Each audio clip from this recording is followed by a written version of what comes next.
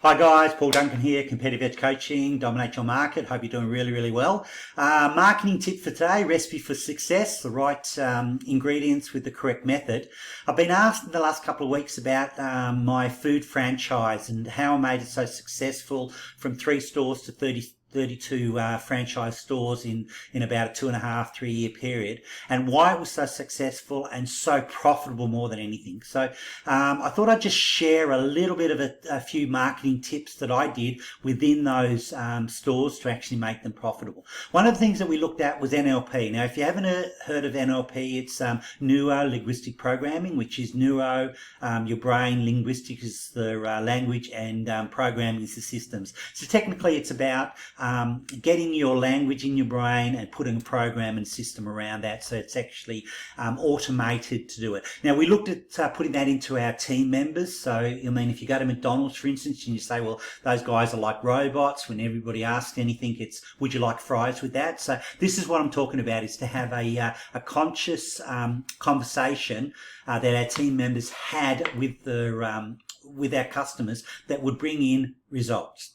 So NLP. All right, what I looked at was, in the stores, we always had the upsell, cross-sell and downsell techniques, which is, pretty common in all the fast food stores. But if you've followed me, or if you've worked with me, or you know me, I'm a person that zig when other people zag. So I try to be different. I try to be the orange in a basket of apples. And I think that's what the success is, not only for my own business, but for the clients that I work with as well. So coming back to the fast food place that I ran, what I looked at is how can I take that those conversations to a whole new level. So if you go to a lot of fast food places, and if they're doing it right and they are doing upselling, cross-selling within their stores, you'll find that they'll ask, an upsell, would you like something? So in our stores, if someone bought a sandwich or a salad, our conversation, our team members would say to the customers, would you like a drink with that?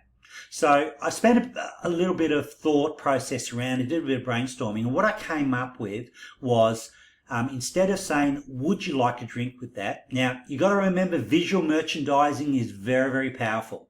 Okay, so if you go to the supermarkets, Coles, Woolworths, you'll always find that they'll have impulse buys at the checkouts where people are waiting to get checked out. There's impulse buys there. So visual merchandising is very, very important. And that's where I got my thought process from. So instead of saying, would you like a drink with that, right, we actually said, would you like a water or a Coke with that? So we actually showed them the both. But what we tried to tap into was, if someone was healthy, they would say, oh, I have a water.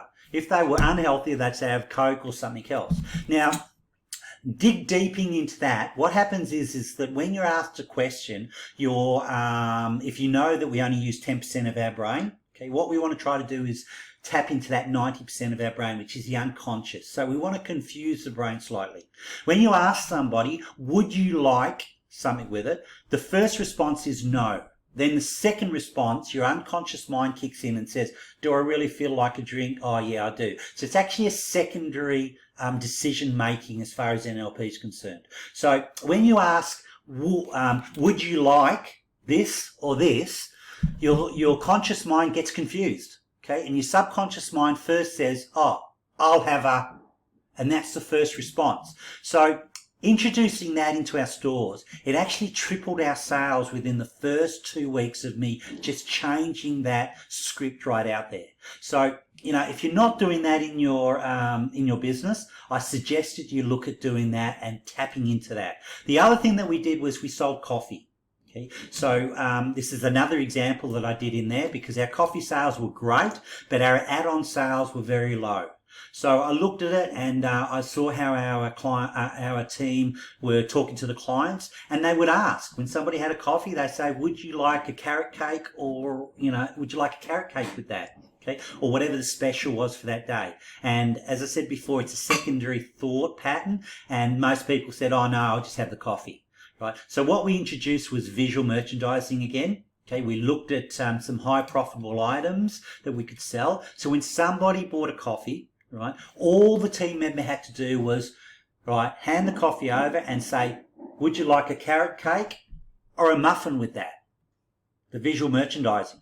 Okay, and if you look at McDonald's sort of scenario, 1 out of 3 would say yes to fries. 1 out of pretty much 3 to 5 said yes to another add-on to the coffee. So you can imagine our sales and transactions actually jump dramatically. Okay, but when you look at the profitable items that you're actually selling, then your profits are growing as well. So that's my marketing tip for today. All right. We actually, as I said before, we tripled our sales and doubled our profit within the first 3 months of every store that was opened. And we actually bought. So that's the strategies I use with my clients.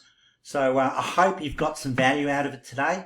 Log in now and again, because I am having these marketing tips every Monday, Wednesday and Friday. So hop onto the Facebook page, have a look. I've still got the free business advisory sessions, so if you do need some help, reach out. I'll put the comments in the comments today. I'll put the link that you can actually book a call with me, and love to catch up. So guys, take care, have a fantastic, profitable day, and we will talk very, very soon.